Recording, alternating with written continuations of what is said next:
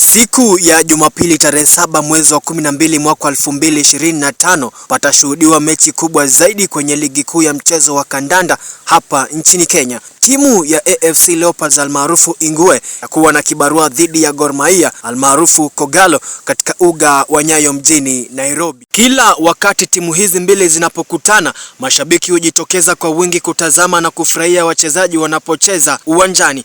Mashabiki wa timu zote mbili hujitokeza waziwazi na kushabikia timu zao, kuimba nyimbo za mbwembwe na burudani, huku wakipiga ngoma za midundo tamu zaidi. Niliweza kupatana na mashabiki wa timu ya Kogalo ambao walisema kuwa wanaimani watashinda mechi yao siku ya Jumapili dhidi ya Ingwe. Ni mechi kubwa ambapo sisi kama mashabiki wa klabu ya Gor Mahia tumejipanga sana kuhakikisha kwamba tunanyakua ushindi hiyo siku. Unavotizama hili goli brother, unavotizama hili goli, nakwambia mabao yatamiminiwa ndani ya hili goli, ambapo huu utakuwa upande wa AFC Leopards. Vile niliweza kukutana na mashabiki wa timu ya Ingwe ambao walieleza kuwa wanaimani kuwa watashinda mechi yao siku ya Jumapili dhidi ya Kogalo. Naitwa Omienji Vincent, shabiki mkubwa sana wa AFC Leopards hapa nchini Kenya.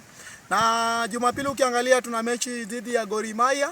Gor Mahia wamekuwa wazuri sana katika mechi za hivi karibuni ambapo tumekuwa tukikutana nao. Wamekuwa wakitupiga mechi mingi, haswa mechi za mwisho 3 tumelimwa na wao hapo Nyayo Stadium, na hiyo dabi ya mashemeji ni dabi ambayo ina mvuto na inaleta mashabiki wengi sana. Mashabiki unapata wanakwaruzana kwa sababu ya hiyo mechi.